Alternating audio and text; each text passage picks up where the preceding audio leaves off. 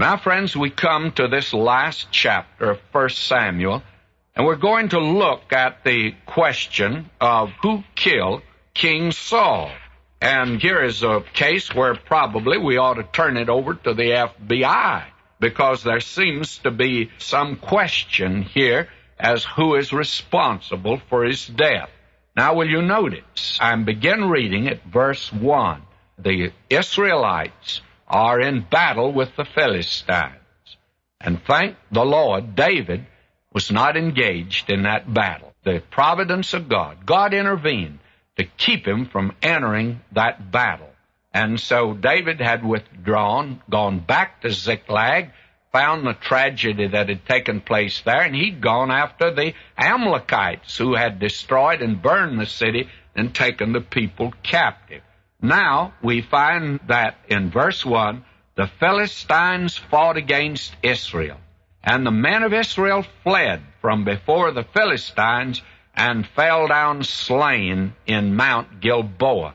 And every time that you find the Israelites fleeing before their enemies, it's because they're out of the will of God, because they're going against God. Now, this idea today that God approved of war in the Old Testament, he did not at all. And when Israel would engage in a war outside of the will of God, when they're not defending themselves, then they generally lost the battle. And that's what happened here.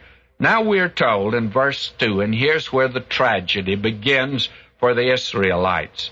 And the Philistines followed hard upon Saul and upon his sons. And the Philistines slew Jonathan and Abinadab and Melchishua, Saul's sons.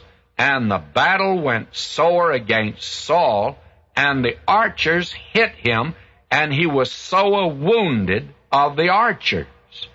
Now, it would seem that the beginning of the end of Saul, of course, is here. He's first hit in battle by an archer. Apparently, it was by someone who did not recognize that he had hit the king. It was a real, shall we say, a real bullseye, and he had hit the king. The tragedy that is here, of course, is that Jonathan is slain here in this battle. And this is remarkable because we read on one occasion that Jonathan slew 250 of the enemy, and they were Philistines at one time.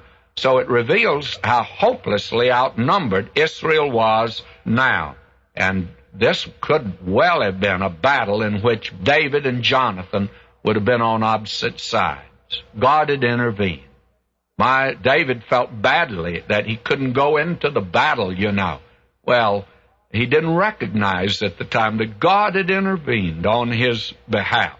And many times our disappointments are his appointments, as someone has neatly